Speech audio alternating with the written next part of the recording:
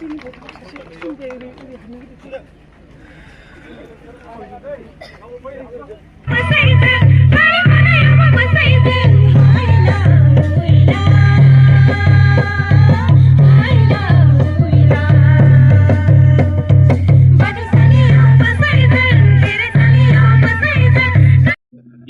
Central কমিটিৰ 12 সংখ্যক অধিৱেশন আৰু ইউপিপিঅৰ ধেমাজি জিলাৰ 6 সংখ্যক বাইনিয়েল কনফাৰেন্সৰ যিটো সঞ্জাৰী নগৰ যিটো ক্ষেত্ৰ, এই ক্ষেত্ৰটোক উদ্বোধন কৰিবলৈ কাৰণে মোক আমন্ত্ৰণ জনোৱাৰ বাবে আজি মই উদ্বোধন কৰিলোঁ। আৰু ইয়াত উদ্বোধন কৰি যথেষ্ট মই আপ্লুত হৈছোঁ।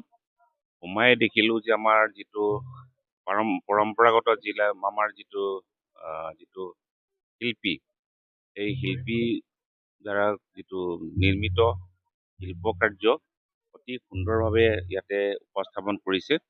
আৰু ইয়াত আহিয়ে মই এটা ট্ৰেডিশ্যনেল বড়ো ভিলেজ মই পৰিদৰ্শন কৰিলোঁ।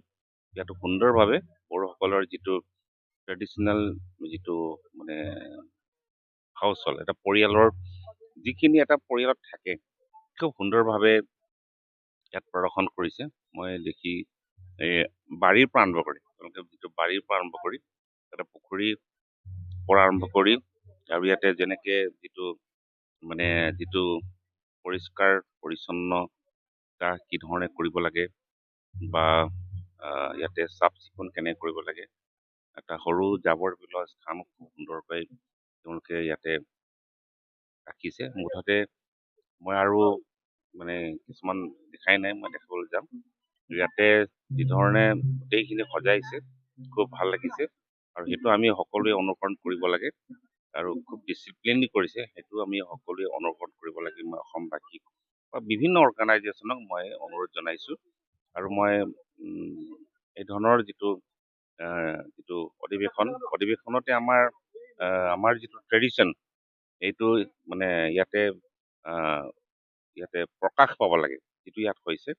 গতিকে মই ধন্যবাদ জনাইছোঁ, আৰু সকলোকে মই ইয়াতে ইউপিপিঅৰ চেন্ট্ৰেল কমিটিৰ আমাৰ ইয়াতে নেতৃবৃন্দ আহিব, জিলা সমিতিৰ নেতৃবৃন্দ আহিব, সকলোকে মই অভিনন্দন জনাইছোঁ, শুভেচ্ছা জনাইছোঁ। আৰু আমাৰ যিটো অৱৰ্ণা সমিতিৰ সকলোকে মই অৱৰ্ণা শুভেচ্ছা জনাইছোঁ।